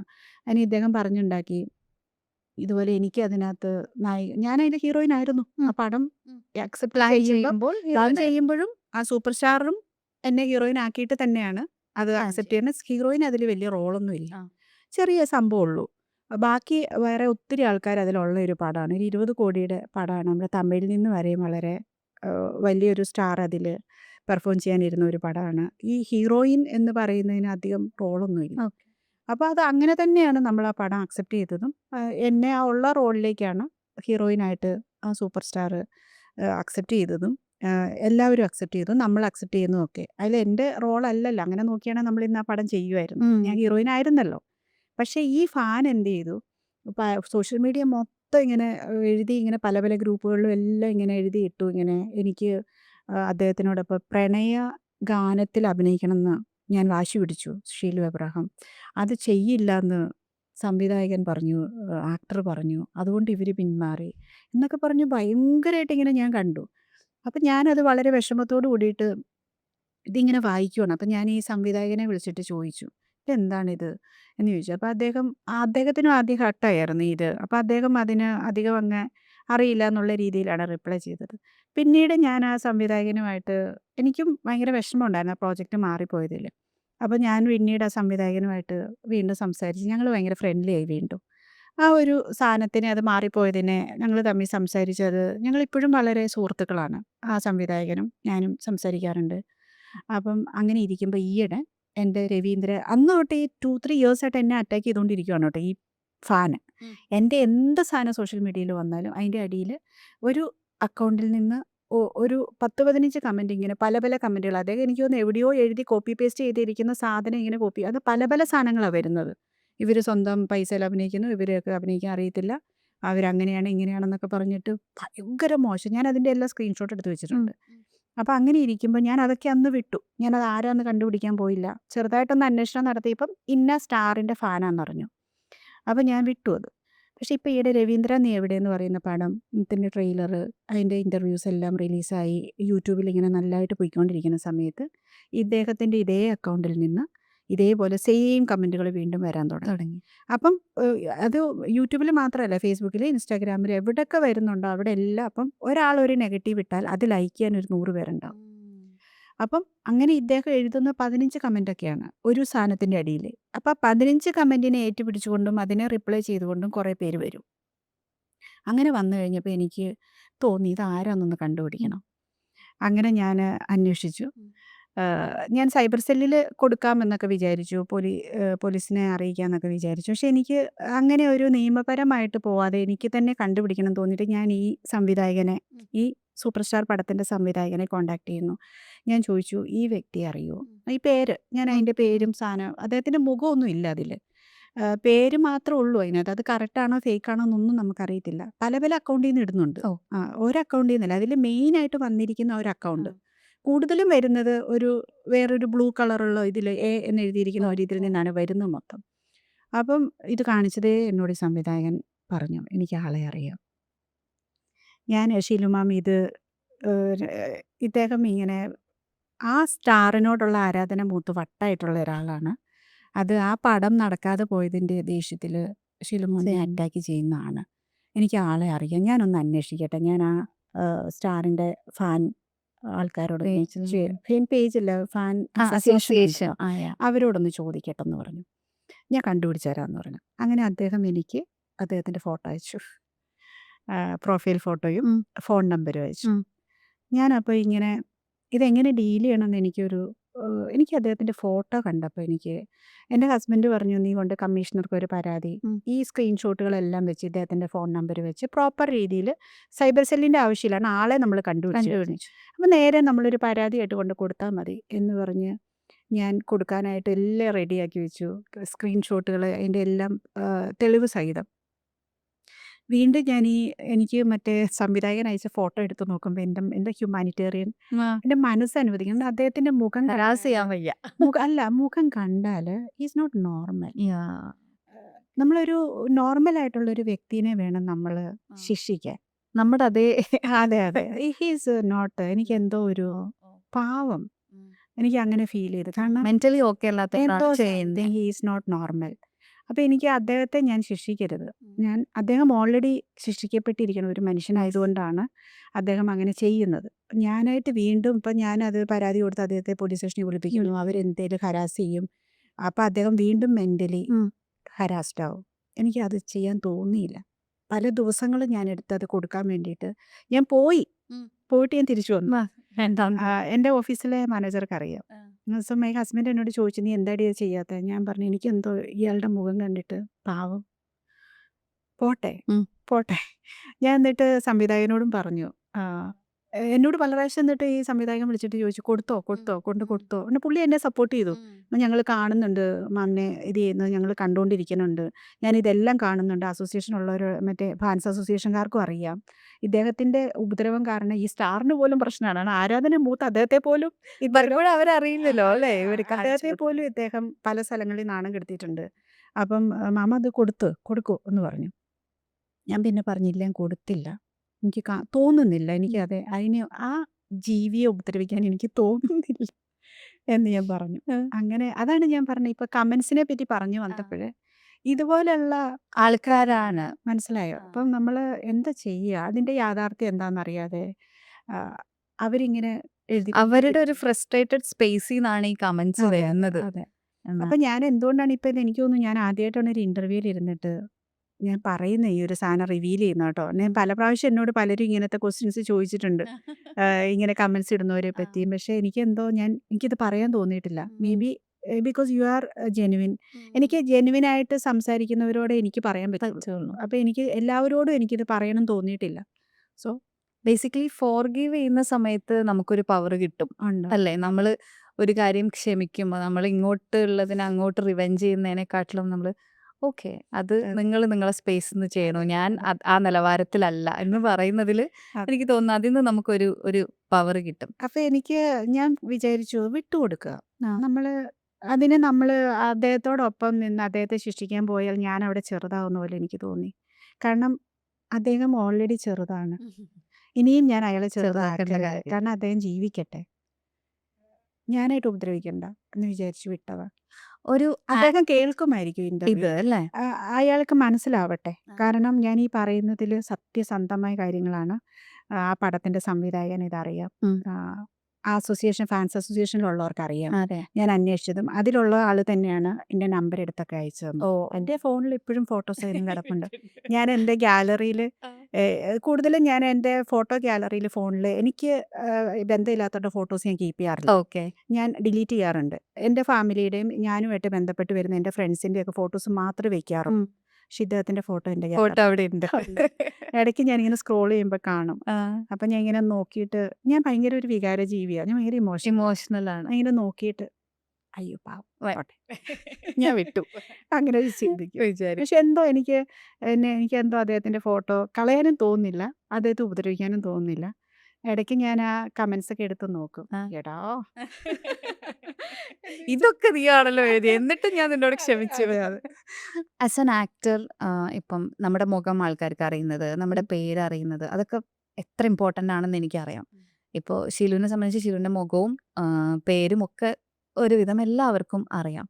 അപ്പോൾ ആ ഒരു അപ്രിസിയേഷനൊക്കെ കിട്ടുന്നത് നമുക്ക് ഭയങ്കര കാര്യമാണ്. അത് സെറ്റിൽ വെച്ച് ഡയറക്ടറിൻ്റെ ആണെങ്കിലും അല്ലെങ്കിൽ ഒരു പെർഫോമൻസ് വന്നു കഴിയുമ്പോൾ ആരെങ്കിലും വിളിച്ച് പറയുന്നതാണെങ്കിലും അങ്ങനെ ഓർക്കുന്ന എന്തെങ്കിലും ഫോൺ കോൾസോ അല്ലെങ്കിൽ സെറ്റിൽ തന്നെ ഏതെങ്കിലും മൊമെൻറ്റ്സോ അങ്ങനെ എന്തെങ്കിലും ഉണ്ടോ? എല്ലാ സിനിമകൾ ചെയ്തുകൊണ്ടിരിക്കുമ്പോഴും അതിൻ്റെ ഇപ്പം എങ്ങനെ പൊതുവെ മോണിറ്ററൊക്കെ പോയി നോക്കുന്ന ആളാണോ? ഞാൻ കൂടുതലും നമ്മുടെ ഓൺ സിനിമയാണല്ലോ, ഇത് എൻ്റെ സ്പേസ് ആണല്ലോ. അപ്പം ഞാനത് മോണിറ്റർ ശ്രദ്ധിക്കാറുണ്ട്. കൂടെ അഭിനയിച്ചിട്ടുള്ളവരെല്ലാവരും താരങ്ങൾ തന്നെയാണ്. മമ്മൂക്കയുടെ ഒക്കെ അപ്രീസിയേഷൻ കിട്ടിയിട്ടുണ്ട് സിനിമ ചെയ്യുന്ന സമയത്ത്. പിന്നെ ജോജി ചേട്ടൻ സ്റ്റാർ ചെയ്യുന്ന സമയത്ത്, പിന്നെ അനൂപേട്ടൻ എൻ്റെ ഫ്രണ്ടാണ്, സ്വന്തമാണ്. അത് എൻ്റെ കുഴപ്പമില്ല. ഞങ്ങൾ അങ്ങോട്ടും ഇങ്ങോട്ടും കൂടാറുണ്ട്, ചിരിക്കാറുണ്ട്, സംസാരിക്കാറുണ്ട്. മനോജേട്ടൻ, വേറെ ഏതെങ്കിലും ഇപ്പൊ പുറത്തൊക്കെ അങ്ങനെ എനിക്കറിയില്ല എത്രത്തോളം പ്രൈവസി. എനിക്ക് മറ്റേ ഓംപുരി സാറ് ഓംപുരി സാറിനൊപ്പം ഞാൻ ആടുപുലിയായിരുന്ന പുലിയായിരുന്ന സമയത്ത് ആ. അദ്ദേഹം അപ്രീഷിയേറ്റ് ചെയ്തിരുന്നു. ഓ അദ്ദേഹത്തിന് മലയാളി നടിമാരെയൊക്കെ ഭയങ്കര ഭയങ്കര ഇഷ്ടം. ഇഷ്ടം. ഭയങ്കര ബ്യൂട്ടിഫുൾ ആണെന്നൊക്കെ പറയും. ആ. മലയാളീസ് ഭയങ്കര ബ്യൂട്ടിഫുൾ ആണ്, ചബ്ബിയാണ്. അങ്ങനെ അദ്ദേഹം അപ്രീഷിയേറ്റ് ചെയ്തിരുന്നു അത് ചെയ്യുന്ന സമയത്ത്. അങ്ങനെ പിന്നെ അങ്ങനെ ഓർമ്മയിൽ നിൽക്കാൻ അങ്ങനെ അങ്ങനെ ഭയങ്കര അപ്രീസിയേഷൻ ഒന്നും കിട്ടിയിട്ടില്ല. ഉം. ഒരുപക്ഷെ ഇതുകൊണ്ടായിരിക്കാം. ഇത്രയൊക്കെ ഉള്ളൂ. അതായത് വളരെ റിച്ച് ആണ്. അപ്പൊ നമ്മളിപ്പോ അപ്രിസിയേഷൻ കൊടുത്ത് വളർത്തേണ്ട അതെ, അതെ, ആവശ്യമില്ല. അതെ, അതെ. ആ അതെ, പോയിന്റിലായിരിക്കാം. അതെ. പക്ഷെ നമ്മളിപ്പോ അങ്ങനെ എങ്ങനെയാണെങ്കിലും ആസ് ആൻ ആർട്ടിസ്റ്റ് നമുക്ക് എപ്പോഴും ഒരു ആഗ്രഹമല്ലേ ഒരാള് നമ്മളെ വിളിച്ച് പറയുന്നു അല്ലെങ്കിൽ നമ്മൾ കാണുമ്പോൾ പറയുന്നതും ഒക്കെ അല്ല, കാണുമ്പോൾ ഒത്തിരി പേര് പറയും പറയാറുണ്ട്. അല്ലേ? പല സിനിമ ഇപ്പൊ അമ്മയുടെ മീറ്റിങ്ങിനൊക്കെ ചെന്നപ്പോഴൊക്കെയാണ് ഈയിടെ ഇറങ്ങിയ സിനിമയെ പറ്റിയിട്ടും ഒക്കെ റിലീസ് പറയും. കഴിഞ്ഞ അവിടെ എല്ലാവരും അത്യാവശ്യം കുശുമ്പില്ലാത്തവരൊക്കെ ആ. ഉള്ളത് പറയുന്നവരൊക്കെ പറയും. അല്ലാത്തവര് സമ്മതിച്ചു തരില്ലല്ലോ. അതെ ആ ഒരു പ്രശ്നം ഉണ്ടല്ലോ എല്ലാവർക്കും. പൊതുവെ ഷീലു അങ്ങനെ അപ്രിഷിയേറ്റ് ചെയ്യുന്ന ആളാണോ? ഞാൻ അപ്രീഷിയേറ്റ് ചെയ്യാറുണ്ട്. എനിക്ക് സന്തോഷമാണ് എല്ലാവരും നല്ലത് ചെയ്യുന്നതും നന്നായി എന്ന് പറയാനും. എന്ന് പറയാനും. നല്ലത് കണ്ടാൽ നല്ലതെന്ന് തീർച്ചയായിട്ടും. ചില സാധനങ്ങൾ എക്സ്ട്രാ ഓർഡിനറി നല്ലതായിട്ടുള്ളതൊക്കെ ഞാൻ കോണ്ടാക്ട് ചെയ്ത് പറയാറുണ്ട്. ഭയങ്കര രസമുണ്ടായിരുന്നു കേട്ടോ. ഓക്കെ ഓക്കെ ആയിട്ടുള്ളതൊക്കെ ഞാൻ കാണുമ്പോൾ പറയുമായിരിക്കും. അതല്ലാതെ ഭയങ്കരമായിട്ട് എനിക്കിങ്ങനെ ഫീൽ ചെയ്യുന്ന സാധനങ്ങളൊക്കെ ഞാൻ കോണ്ടാക്ട് ചെയ്ത് തന്നെ പറയാറുണ്ട്. കൊള്ളാം കേട്ടോ എന്ന്. അങ്ങനെ ഞാൻ മനോജ് ചേട്ടനെയൊക്കെ വിളിച്ചിട്ട് മനോജ് കെ ജയനയുടെ ഏതോ ഒരു പടത്തിൽ ധീരൻ എന്ന് പറഞ്ഞൊരു അപ്പോൾ ഞാൻ വിളിച്ച് പറഞ്ഞിരുന്നു. അതുപോലെ ഞാൻ അങ്ങനെ എനിക്ക് അടുപ്പമുള്ളവരോട് നമ്പറൊക്കെ ഉണ്ടെങ്കിൽ അപ്പൊ തന്നെ വിളിച്ച് നമ്പർ ഉണ്ടെങ്കിൽ എനിക്ക് ഒരു അടുപ്പം വേണം. അല്ലെങ്കിൽ ഞാൻ നമ്പർ പിന്നെ ഈസിയാണല്ലോ പ്രൊഡക്ഷൻ കമ്പനിയൊക്കെ നമ്പർ നമുക്ക് കിട്ടുമല്ലോ. പക്ഷെ നമ്പർ എല്ലാവരുടെയും എൻ്റെ കയ്യിലുണ്ട്. എല്ലാവരുടെയും തന്നെ എൻ്റെ കയ്യിലുണ്ട്. പക്ഷെ ഞാൻ കോണ്ടാക്ട് ചെയ്യാറില്ല എന്നുള്ളതാണ്. ഭയങ്കരമായിട്ട് കോണ്ടാക്ട് കീപ്പ് ചെയ്യാത്ത ഒരാളാണ്. കോണ്ടാക്ട് കീപ്പ് ചെയ്യാറില്ല. കീപ്പ് ചെയ്യാറില്ല. ഇല്ല. എനിക്ക് ഭയങ്കര മടിയാണ്. ഞാൻ എൻ്റെ സ്പേസിൽ ഇരിക്കുന്ന ഒരാളാണ്. കോണ്ടാക്ട് കീപ്പ് ചെയ്യാൻ അതായത് അത് ഓർത്ത് ചെയ്യില്ല എന്നല്ലേ? എനിക്ക് മനസ്സിലുണ്ട്. പക്ഷെ എനിക്ക് അങ്ങനെ തോന്നാറില്ല. കോണ്ടാക്ട് കീപ്പ് ചെയ്യാനായിട്ട് എനിക്ക് അവരോട് ആ ഒരു ഫ്രീ സ്പേസ് എനിക്ക് എടുക്കാനായിട്ട് കുറച്ച് പ്രശ്നമുള്ള ഒരാളാണ്. ഞാൻ വളരെ കുറച്ച് പേരോട് മാത്രം ഇങ്ങനെ മിണ്ടാറുള്ളൂ. എപ്പോഴും മിണ്ടിക്കൊണ്ടിരിക്കാൻ അത് അവരെൻ്റെയാന്ന് എനിക്ക് തോന്നണം. അല്ലാത്തവരോട് നമ്മൾ എങ്ങനെയാ പോയിട്ട് അങ്ങോട്ട് ചാടി കയറി മിണ്ടുന്നത്? ഇപ്പൊ പറഞ്ഞില്ലേ, എന്നെ കോണ്ടാക്ട് ചെയ്ത് ചെറിയൊരു പ്രശ്നം ഉണ്ടായിരുന്നു, ഞാൻ എങ്ങനെ റിപ്ലൈ ചെയ്യും എന്നൊക്കെ ഉള്ളേ. അപ്പോൾ അതേപോലത്തെ ഒരു തോന്നൽ വരും. ആ ഒരു ഫീലാണ് എനിക്ക്. പിന്നെ നമ്മളൊരു മെസ്സേജ് അയച്ചിട്ട് അവരുടെ അടുത്തൊന്ന് റിപ്ലൈ വന്നില്ലെങ്കിൽ എനിക്കത് ഭയങ്കര വിഷമമാണ്. നമ്മളെ അവഗണിക്കുമല്ലേ അത്. അതെ നമ്മളപ്പോൾ വെറും നമുക്ക് അവിടെ നെഗറ്റിവിറ്റി വളരൂല. നമ്മൾ കൊള്ളരുതാത്ത ഒരാളായിട്ട് നമുക്ക് തന്നെ ഫീൽ ചെയ്യും. നമ്മൾ എന്തിനും നമ്മളെ തന്നെ അങ്ങനെ ഇട്ട് കൊടുക്കണം? ശരിയല്ലേ? നമ്മൾ അവരുടെ റിപ്ലൈ പ്രതീക്ഷിച്ചിട്ടായിരിക്കുമല്ലോ നമ്മൾ മെസ്സേജ് ഇടുന്നത്. അവരത് കണ്ടില്ല എന്നുള്ള മട്ടിൽ വിട്ട് കഴിയുമ്പോൾ നമുക്ക് വരുന്ന ഒരു ഫീലുണ്ട്. അത് വേണ്ടാന്ന് നമ്മൾ വിചാരിച്ചിട്ട് ചെറുതാവുന്ന പോലെ നീക്കി വെക്കും. ശരിയല്ലേ? അതെ അത് തീർച്ചയായിട്ടും. ഞാൻ എൻ്റെ വലിപ്പം ഞാൻ വലുതാന്ന് ഫീൽ ചെയ്യുന്നോണ്ടല്ല. പക്ഷെ നമുക്ക് എല്ലാവർക്കും നമ്മൾ വലുതാണ്. പക്ഷെ ഞാൻ എന്തിനും അറിഞ്ഞുകൊണ്ട് ചെറുതാവാൻ നിന്നു കൊടുക്കും. അങ്ങനെ ചെറുതാക്കും എന്നുള്ളവരുടെ അടുത്ത് ഞാൻ പോകാറില്ല. എനിക്ക് ഉറപ്പുള്ളവരുടെ അടുത്താണ് ഞാൻ മെസ്സേജ് ഇടാറുള്ളൂ, വിളിക്കാറുള്ളൂ. ഞാൻ വിളിച്ചാൽ എന്നെ അവർ ചെറുതാക്കില്ല എന്ന് എനിക്ക് ഉറപ്പുള്ളവരുടെ അടുത്ത് ഞാൻ അങ്ങോട്ട് പോകാറുള്ളൂ. അല്ലാത്തവരുടെ അടുത്ത് ഇങ്ങോട്ട് കോണ്ടാക്ട് ചെയ്താൽ തീർച്ചയായിട്ടും ഞാൻ അവരെ ഒരിക്കലും ചെറുതാക്കില്ല. ഞാൻ അവർക്ക് ഒരു സ്പേസ് ആർക്കും കൊടുക്കുന്ന ഒരാളാണ്. അതെനിക്കറിയാം. ആസ് ആൻ ആക്ടർ ഈ പറഞ്ഞതുപോലെ ആദ്യം പഠിച്ചു വരുമായിരുന്നു. ഇപ്പം ഭയങ്കര നല്ല പെർഫോമൻസസ് ഒക്കെ നമ്മൾ കാണാറുണ്ട്. അപ്പോൾ എന്തെങ്കിലും ഇപ്പം ഒരു ടെക്നിക്കലി ഉള്ള ട്രെയിനിങ് ഒന്നും ഇല്ലാത്ത ആൾക്കാരാണ് നമ്മൾ. അപ്പം അങ്ങനത്തെ ട്രെയിനിങ്സ് ഒക്കെ അറ്റൻഡ് ചെയ്യാൻ ഇഷ്ടമാണോ? അങ്ങനെ എന്തെങ്കിലുമൊക്കെ വല്ല പുസ്തകങ്ങൾ വായിക്കുകയോ അല്ലെങ്കിൽ മാസ്റ്റർ ക്ലാസ് കാണുമോ അല്ലെങ്കിൽ എന്തെങ്കിലും ട്രെയിനിങ് അറ്റൻഡ് ചെയ്യണം എന്നൊക്കെ തോന്നിയിട്ടുണ്ടോ എപ്പോഴെങ്കിലും? ഇല്ല. ചമ്മലാണോ? അല്ല, ഞാൻ അതിലൊന്നും അങ്ങനെ ഭയങ്കരമായിട്ട് അങ്ങനെയൊക്കെ പോകണമെന്ന് നമുക്ക് തോന്നണമെങ്കിൽ നമ്മൾക്ക് കണ്ടിന്യൂസ് ഓഫേഴ്സ് ഒക്കെ വരണം. അന്നേരമാണ് നമുക്കതൊക്കെ ഫീൽ ചെയ്യുള്ളൂ. നമുക്ക് ഉയരണം, നമ്മളെ ആവശ്യമുണ്ട് ആൾക്കാർക്ക്. ഇത് നമ്മൾ ചെയ്യുന്ന സിനിമകളാണ് കൂടുതൽ. അതൊരു കംഫർട്ട് സോണും കൂടെ നോക്കിയിട്ടല്ലേ അങ്ങനെ ചെയ്യുന്നത്? അതെ, അതല്ലേ മറ്റുള്ളവർ വിളിക്കുന്നില്ല എന്നല്ല, വിളിക്കുന്നുണ്ട്. പക്ഷേ വേണ്ട പോലെ ഇഷ്ടപ്പെടുന്ന പോലെയുള്ള ഒരു ടീം ഞാൻ ചെയ്യുന്ന ക്യാരക്ടേഴ്സ് ഉണ്ടല്ലോ, ആ ക്യാരക്ടേഴ്സിനെ ഞാൻ ആ ലെവലിൽ തന്നെ ഞാൻ നിൽക്കാൻ ആഗ്രഹിക്കുന്ന ഒരാളാണ്. എനിക്ക് എൻ്റെ ഒരു വ്യക്തിത്വം അത് വർക്ക് സ്പേസിലായാലും എൻ്റെ വ്യക്തി ജീവിതത്തിലായാലും ഞാനൊരു സ്പേസ് ഉണ്ട്. എൻ്റെ ആ സ്പേസിന് ഒരു ലെവൽ ഞാൻ വെച്ചിട്ടുണ്ട്. ഞാൻ അതിൽ നിന്ന് താഴേക്ക് ഇറങ്ങാൻ ആഗ്രഹിക്കുന്നില്ല. എനിക്ക് മേളിലേക്ക് കയറണ്ട, അവിടെ ഞാൻ നിൽക്കുന്ന സ്പേസിൽ നിന്നോട്ടെ. അത് അഭിനയത്തിലായാലും ജീവിതത്തിലായാലും എൻ്റെ ക്യാരക്ടർ ആയിക്കോട്ടെ, എന്നെ ആൾക്കാർ കാണുന്ന ആയിക്കോട്ടെ, എനിക്ക് ചെറുതാവാൻ ഇഷ്ടമില്ല. അത് തന്നെ ഞാൻ പറഞ്ഞത്. ഞാൻ ചിലർക്ക് എന്തുകൊണ്ട് മെസ്സേജ് ഇടാത്തെ. ആ. എനിക്ക് ചെറുതാവുമ്പം ഞാൻ ഓൾറെഡി കുറച്ച് നെഗറ്റീവ് ഉള്ള ഒരാളാ. ഞാൻ മറ്റുള്ളവർക്ക് പോസിറ്റീവ് കൊടുക്കും. ഞാൻ ഉള്ളിൽ കുറച്ച് നെഗറ്റീവ് ഉള്ള ഒരാളാ. അതായത് ഞാൻ വളർന്നു വന്ന ഒരു ഇതിൻ്റെ ആയിരിക്കും. ഈ അടിച്ചമർത്തലും ആ. അങ്ങനെ വളർന്നതുകൊണ്ട് എൻ്റെ ഉള്ളിൽ ഓൾറെഡി കുറച്ച് പെട്ടെന്ന് ഞാൻ നെഗറ്റീവിലേക്ക് പോകുന്ന ഒരാളാ. അപ്പം ഞാൻ എന്തിന് വീണ്ടും താഴേക്ക് ഇറങ്ങണം? അതുകൊണ്ട് അവിടെ ഇരുന്നോട്ടെ. അതുകൊണ്ട് ഞാൻ അധികം അങ്ങനെ ഒരു സ്പേസ് തേടി പോകാറില്ല. റോളുകൾ അന്വേഷിച്ച് ഇറങ്ങാറില്ല. നമുക്ക് വേണ്ടി പണിയെടുത്താലാണ് നമ്മൾ വല്ലയിടത്തും എത്തുള്ളൂ. അതൊക്കെ എനിക്കറിയാം. പക്ഷേ ഞാൻ പണിയെടുക്കുന്നില്ല. അതെന്താന്ന് ചോദിച്ചാൽ എനിക്ക് വയ്യ. അതാണ്. ഞാൻ ഇപ്പൊ കംഫർട്ടബിൾ ഞാൻ ആണ്. കംഫർട്ടബിൾ ആണ്. ആ സ്പേസിൽ ഇപ്പോഴത്തെ സ്പേസിൽ ഞാൻ ഓക്കെയാണ്. അല്ലെ എന്നെ അതുപോലൊരു സ്പേസിൽ എന്നെ മനസ്സിലാക്കുന്ന അങ്ങനെ ഒരു ഇത് വരട്ടെ. ഓക്കെ. അപ്പം ട്രൈ ചെയ്യാമെന്ന് വിചാരിച്ചിട്ടാണ്. നമ്മുടെ ഇൻഡസ്ട്രി എന്ന് പറഞ്ഞാൽ ഓരോരുത്തരെയും ഓരോ മൊമെന്റിൽ ഇൻസെക്യൂർ ആക്കുന്ന ഒരു ഇൻഡസ്ട്രിയാണ്. നമ്മളൊരു സെറ്റിൽ ചെല്ലുമ്പോൾ അല്ലെങ്കിൽ എനിക്ക് തോന്നുന്നു ഇപ്പം പ്രൊഡ്യൂസറും കൂടെ ആയതുകൊണ്ട് ചിലപ്പം അത്രയ്ക്കത് എഫക്റ്റ് ചെയ്യുന്നുണ്ടോയെന്ന് എനിക്കറിയില്ല.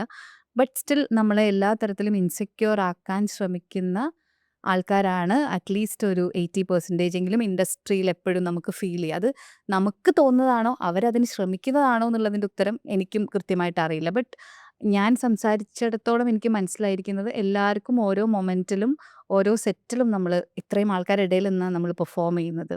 അത് കഴിഞ്ഞ് ഒരുപാട് ആൾക്കാരുടെ മുന്നിലേക്ക് നമ്മുടെ പെർഫോമൻസ് നമ്മളിങ്ങനെ ഷോക്കേസ് ചെയ്യാൻ വെക്കുവാണ്. അപ്പോൾ ഒരു ഇതാണ് എൻ്റെ ഒരു ലോവസ്റ്റ് പോയിന്റ് എനിക്ക് ലൈഫിൽ ഉണ്ടായിട്ടുള്ളത്. അതായത് this hit me very hard. എനിക്കത് ഭയങ്കര അങ്ങനത്തെ എന്തെങ്കിലും ഒരു പോയിന്റ് ഉണ്ടായിരുന്നു. അതായത് you decided to be in cinema, you decided to make cinema, you decided to produce cinema. ഏതെങ്കിലും ഒരു മൊമെന്റിൽ വേണ്ട അങ്ങനെ തോന്നിയ ഒരു അവസ്ഥ ഉണ്ടായിട്ടുണ്ട്. ഒരുപാട് തോന്നിയിട്ടുണ്ട്. ആണോ? ഓ, ഞാൻ ഓർത്ത് അങ്ങനെ തോന്നിയിട്ടേ ഉണ്ടാവില്ല പോലെ. അതെ അല്ലേ? അങ്ങനെ ഞാൻ പറഞ്ഞ എല്ലാവർക്കും ഇൻസെക്യൂരിറ്റീസ് ഉണ്ടാവും. പക്ഷെ അതിനെ നമ്മളിങ്ങനെ പോക്ക് ചെയ്യാന്ന് പറയില്ലേ, അവിടെ തന്നെ കറക്റ്റ് കൊണ്ടുപോയിട്ട് ഇങ്ങനെ അമ്പിടുന്ന പോലത്തെ ഒരു സിറ്റുവേഷൻസ് അവിടെ ഒരുപാടുണ്ട്. സിനിമ പ്രൊഡ്യൂസ് ചെയ്തപ്പോഴും ഒരുപാട് അപ്സ് ആൻഡ് ഡൗൺസ് ഉണ്ട്. ഈസി ഒന്നും അല്ല. ഈസി നമ്മൾ വിചാരിക്കുന്ന പോലെ ഉള്ള ഒരു ഇതല്ല. അപ്പം അതിൽ നമ്മളൊരു കഥ കേൾക്കുന്നു. കഥ കേട്ട് നമ്മളത് പലപ്പോഴും എനിക്ക് തോന്നിയിട്ടുണ്ട് ഡയറക്ടേഴ്സും റൈറ്റേഴ്സും ഒക്കെ വന്നിരുന്നിട്ട് ഷൂട്ട് തുടങ്ങിയതിന് ശേഷം വന്നിരുന്ന കറക്ഷൻസ് ചെയ്യും. കറക്ഷൻസും അവസാനം അത് മാറ്റും. ഷൂട്ട് ചെയ്ത് വെച്ച് കുറേ അങ്ങ് എഡിറ്റ് ചെയ്ത് കളയും. ഇപ്പോൾ ഒരു 2 മണിക്കൂറിൻ്റെ സിനിമയാണെങ്കിൽ മാക്സിമം ഒരു 2.5 മണിക്കൂർ ഷൂട്ട് ചെയ്താൽ പോരെ? ഒരു 3.5 മണിക്കൂർ ഷൂട്ട് ചെയ്ത് വയ്ക്കും. അത്രയും പൈസ പോവാ നമുക്ക് എല്ലാത്തിനും. ആ എല്ലാത്തിനും. ടൈം, എഡിറ്റ് ചെയ്യുന്ന ടൈം എല്ലാം. എന്ന് വെച്ചാൽ പിന്നെ വന്നിട്ട് അതിന് തലയും കാണിയാലോ വാലും കാണിയാലോ ഇതെല്ലാം പിന്നെ എഡിറ്റ് ചെയ്യാനുള്ള കഷ്ടപ്പാടാണ്. അങ്ങനെ പല വലിയ സിനിമകൾ പോലും ഞാൻ പേരൊന്നും എടുത്ത് പറയുന്നില്ല. ഇല്ല, പല നമ്മൾ ആരെയും സിനിമകൾ hurt ചെയ്യാനൊന്നും നമുക്ക് പല ഉദ്ദേശിക്കുന്നില്ല. സിനിമകളും മാറ്റിമറിക്കപ്പെട്ട് കഥ പോലും മാറ്റപ്പെട്ട് നമ്മൾ വായിച്ച സ്ക്രിപ്റ്റേ അല്ല അവസാനം വന്ന് നമുക്ക് പിന്നെ ഇത് എടുത്ത് പെട്ടിക്കകത്ത് വെക്കാനും പറ്റത്തില്ല. ഇത് ഇറക്കി വിട്ടേ പറ്റുള്ളൂ. അങ്ങനത്തെ രീതിയിൽ ഒരുപാട് സിനിമകൾ സംഭവിച്ചിട്ടുണ്ട്. ഇത് യാഥാർത്ഥ്യമാണ് ഞാൻ പറയുന്നത്.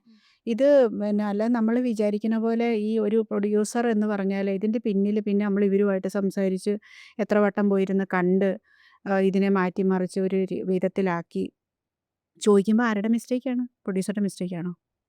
അതെ അതെ, തീർച്ചയായിട്ടും. നമ്മൾ ഒരു പടം ചെയ്യാൻ ഏൽക്കുമ്പം അത് ഡയറക്ടർ അതിൻ്റെ പിന്നിലുള്ളവരുടെ ഉത്തരവാദിത്തമാണ്. ആ സിനിമ നമ്മളെ കേൾപ്പിച്ച രീതിയിലല്ലേ അതിൻ്റെ ഏറ്റവും ബെസ്റ്റ് രീതിയിൽ നമ്മളെടുത്ത് അവതരിപ്പിക്കുക എന്നുള്ളത്. അതിനായിട്ട് എനിക്ക് ഷീലു ഇബ്രാഹിമിനോ എൻ്റെ ഹസ്ബൻഡിനോ ഒന്നും ചെയ്യാൻ പറ്റില്ല.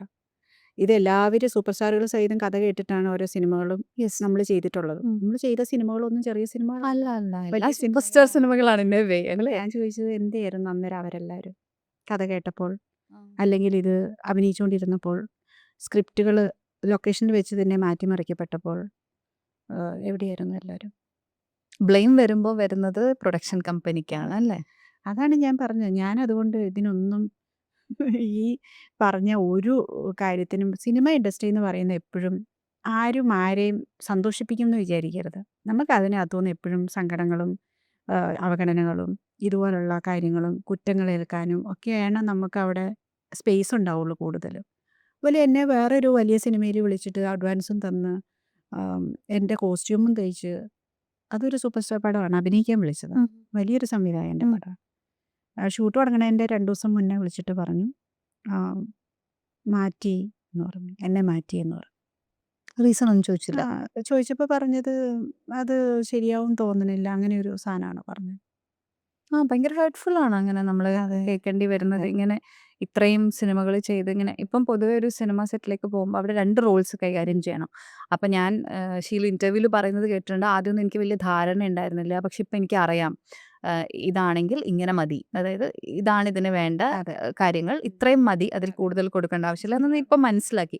പക്ഷെ എപ്പോഴും നമ്മളിപ്പോൾ ഒരു ആക്ടേഴ്സ് എന്ന് പറയുമ്പോൾ നമ്മളിങ്ങനെ ഇമോഷൻസ് വെച്ചാണല്ലോ നമ്മുടെ ഫുൾ പരിപാടി. അപ്പോൾ അതിൻ്റെ ഇടയിൽ ഇത്രയും കാര്യങ്ങളും കൂടെ വേറെ നോക്കണം. അപ്പോൾ അങ്ങനെ അല്ലാതെ ചെയ്യണം എന്ന് തോന്നിയിട്ടുണ്ടോ? അതായത് പ്രൊഡക്ഷന്റെ കാര്യങ്ങളൊന്നും എനിക്ക് അറിയണ്ട. ഞാൻ സിനിമ മാത്രം ചെയ്തിട്ട് പോവാം. അങ്ങനെ എത്രയോ ആഗ്രഹിക്കുന്നുണ്ട്. പക്ഷെ നടക്കില്ല. ഞാൻ അങ്ങനെ അതാണ് പോയിട്ട് ഇഷ്ടം. അതാണ് ഇഷ്ടം. അതെന്ത് സുഖമുള്ള പരിപാടിയാണെന്നറിയോ? നമ്മളെ വിളിക്കുന്നു, നമുക്ക് കാശ് തരുന്നു, ആ, നമ്മളെ വണ്ടി വിട്ട് കൊണ്ടുപോകുന്നു, ആ. സുഖ സൗകര്യങ്ങൾ തരുന്നു, ക്യാരവൻ തരുന്നു, സ്റ്റേ തരുന്നു, നല്ല ഫുഡ് തരുന്നു, കോസ്റ്റ്യൂം തരുന്നു, ഇട്ടോണ്ട് പോകുന്ന ഒരു തുണിയായിട്ട് പോവുക, അഭിനയിക്കുക, തിരിച്ചു വരിക. എന്ത് രസമുള്ള പരിപാടി. ഇത് ഇത്രയും അല്ലേ അന്ന് ആ ഞാനോ ദിവസത്തെ ഞാനെന്താ ചെയ്യണേ? അഭിനയിച്ചോണ്ടിരിക്കുമ്പോഴും ഞാൻ എൻ്റെ ചിന്ത പോണത് ഈ ഓപ്പോസിറ്റ് നിൽക്കുന്ന ആക്ടർക്ക് എന്തെങ്കിലും ഇഷ്ടക്കേടുണ്ടോ? ആ. ഇയാൾക്ക് നന്നായിട്ട് ഭക്ഷണം കിട്ടിയോ? അല്ല അത് ഞാൻ കേട്ടിട്ടുണ്ട്. ഞാൻ ബാക്കി വർക്ക് ചെയ്ത ആർട്ടിസ്റ്റുകളൊക്കെ പറയുന്നത് ഇപ്പം ഞാൻ ഇത്രയും സിനിമകൾ ചെയ്ത് വെച്ച് പ്രൊഡക്ഷൻ നമുക്ക് കംഫർട്ടബിൾ ആവുക എന്നുള്ളത് ഒരു ആക്ടറെ സംബന്ധിച്ച് ഭയങ്കര ഇമ്പോർട്ടൻ്റ് ആയിട്ടുള്ള കാര്യമാണ്. അപ്പം അങ്ങനെ ഭയങ്കര കംഫർട്ടബിൾ ആക്കുന്ന ഒരു പ്രൊഡക്ഷൻ കമ്പനിയാണാവാം. അങ്ങനെ ഡിസൈഡ് ചെയ്യാൻ ഒരു ആക്ടറും കൂടെ ആയതുകൊണ്ടാണോ അങ്ങനെ തോന്നിയത്? അതോ ജനറലി അല്ല ഞാൻ പറഞ്ഞല്ലോ, നമ്മൾ കുറച്ചൊരു ഇതിൽ നിൽക്കുന്ന ആൾക്കാരാണ്. നമ്മളപ്പോൾ ഒരു സാധനം നമ്മുടെ കമ്പനി ആണെങ്കിലും നമ്മുടെ ബിസിനസ് സംരംഭങ്ങളെല്ലാം കുറച്ച് നല്ല നമുക്കൊരു ക്ലാസ് ഉണ്ട്. നമുക്കൊരു ക്ലാസ് ഉണ്ട്. ഒരു നല്ല രീതിയിൽ പോകുന്ന ആൾക്കാർ. അപ്പം നമ്മുടെ ഇപ്പം 15 സിനിമകൾ റിലീസ് ചെയ്തു.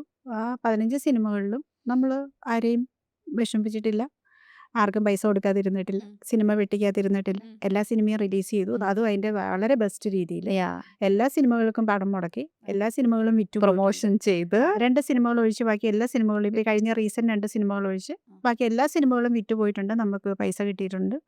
നമ്മൾ വളരെ ഡീസൻ്റ് ആയിട്ട് പോകുന്ന ഒരു പ്രൊഡക്ഷൻ കമ്പനിയാണ്. അപ്പം തീർച്ചയായിട്ടും അത് എന്തുകൊണ്ടാണ്? എൻ്റെ ഒരു എഫേർട്ടുണ്ട് അതിനകത്ത്. പിന്നെ ഇവരെല്ലാം കംഫർട്ടബിൾ ആക്കാനും, ഇവർക്കൊക്കെ കാശ് പറയുന്ന സമയത്ത് കൊടുക്കാനും, നല്ല ഭക്ഷണം കൊടുക്കാനും, നല്ല സൗകര്യങ്ങൾ കൊടുക്കാനും, ക്യാരവൻ കൊടുക്കാനും, ഇതെല്ലാം ഇതിൻ്റെ പിന്നിൽ ഞാനും എൻ്റെ ഹസ്ബൻഡ് അധികം സിനിമയിൽ അങ്ങനെ ഇൻവോൾവ് ചെയ്യാറില്ല. ഇല്ല. ആ. ഫിനാൻഷ്യലി ആണ് അദ്ദേഹം കൂടുതൽ ഇൻവോൾവ് ചെയ്യണത്. ബാക്കിയുള്ള ഏരിയാസ് എല്ലാം ഞാനും ഞങ്ങളുടെ ഓഫീസ് മാനേജറും കൂടെ കൂടിയിട്ടാണ് ചെയ്യുന്നത്. എൻ്റെ ഹസ്ബൻഡ് ലൊക്കേഷനിൽ വരുന്നത് പോലും ഒരു ദിവസം പോലും വരാത്ത സിനിമ ലൊക്കേഷനുണ്ട്. ചില സിനിമകളിൽ ഒരു പ്രാവശ്യം പോലും അദ്ദേഹം വന്നിട്ടില്ല. പൂജ ചെയ്ത് അന്ന് വന്ന് പോയതാണ്. പിന്നെ വന്നിട്ടില്ല. ഈവൻ സൂപ്പർ സ്റ്റാർ പടങ്ങൾ ചെയ്യുമ്പോൾ പോലും അദ്ദേഹം വരുമായിരുന്നില്ല. അങ്ങനത്തെ ഒരു ഓ, മനുഷ്യനാണ്. അപ്പൊ അത് ഫുൾ ഹാൻഡിൽ ചെയ്യുക is not an easy job അല്ലേ? It's not easy. അപ്പം അതെല്ലാം നമ്മൾ ടേക്ക് കെയർ ചെയ്തുകൊണ്ടിരുന്നിട്ടാണ് നമ്മൾ ഈ പരിപാടികളെല്ലാം ചെയ്തുകൊണ്ടിരിക്കുന്നത്. ഇത് കേൾക്കുന്നത് നമ്മൾ. ഇത് കേൾക്കുന്നത് എത്ര ലാഘവത്തോടെയാണ് ആൾക്കാർ സംസാരിക്കുന്നത്. അത് ഞാനൊരു ഇന്റർവ്യൂവിൽ പറഞ്ഞപ്പോൾ ഞാൻ ശ്രദ്ധിച്ചു. എത്ര മനുഷ്യർക്ക് നമ്മൾ ശമ്പളം കൊടുക്കും, എത്ര കൊടുക്കും. ആൾക്കാർ എത്ര ദിവസം അല്ലേ, എത്ര അവരെല്ലാം ഹാപ്പിയാണ്. ഹബാമിന്റെ പടം എന്ന് പറഞ്ഞ് നമ്മൾ വിളിച്ചാൽ എന്തുകൊണ്ട് എല്ലാവരും ഓടി അഭിനയിക്കുന്നു, എന്തുകൊണ്ട് വരുന്നു, അത് മാത്രം ചിന്തിച്ചാൽ മതി. ഈ പറഞ്ഞ ആക്ടേഴ്സ് എല്ലാം വരുന്നത് എന്തുകൊണ്ട്, അത് മാത്രം ചിന്തിച്ചാൽ അതിന്റെ മറുപടി അതിനകത്തുണ്ട്. അപ്പോൾ അതിന് ഈയിടെ ഏതോ ഞാനൊരു ഇൻ്റർവ്യൂവിൽ ഇരുന്ന് ഇതേ സാധനം പറഞ്ഞപ്പം അതിൻ്റെ അടിയിൽ കമൻറ്റ് വന്നു. അല്ല കമൻ്റ് അല്ല, ആങ്കർ എന്നോട് ചോദിച്ചു, അത് ചിലപ്പോൾ പൈസ കൊടുക്കുന്നുണ്ടായിരിക്കും. ഞാൻ പിന്നെ ബാക്കി എല്ലാവരും പൈസ കൊടുക്കാതെ തന്നെ അവർ ഫ്രീ ആയിട്ടാണോ അഭിനയിക്കുന്നത്? ഇവർ ഫ്രീ ആയിട്ട് ഏത് പടത്തിലാണ് പോയി അഭിനയിച്ചിട്ടുള്ളത്? എല്ലാവരും പൈസ കൊടുക്കുന്നില്ലേ എന്ന് ചോദിച്ചു. എൻ്റെ ഈ ഒരു സ്വഭാവം എനിക്ക് ഭയങ്കര ഇഷ്ടമാണ്. എനിക്ക് എന്നെക്കുറിച്ച് തന്നെ ആലോചിക്കുമ്പോൾ അഭിമാനം തോന്നാറുണ്ടെന്നൊക്കെ വിചാരിക്കുന്ന ഏതെങ്കിലും ഒരു സ്വഭാവമുണ്ട്. ഈ സ്വഭാവം തന്നെയാണ്. ഇപ്പം ഇരുന്ന് വിളിച്ച് പറയത്തില്ല. ഞാൻ കൊള്ളാം അല്ലേ? ഓണസ്റ്റ് ആയിട്ട് പറയുന്നു, ജെന്യുവിനായിട്ട് സംസാരിക്കുന്നു. എനിക്ക് ഫേക്ക് ചെയ്യാൻ അറിയില്ല.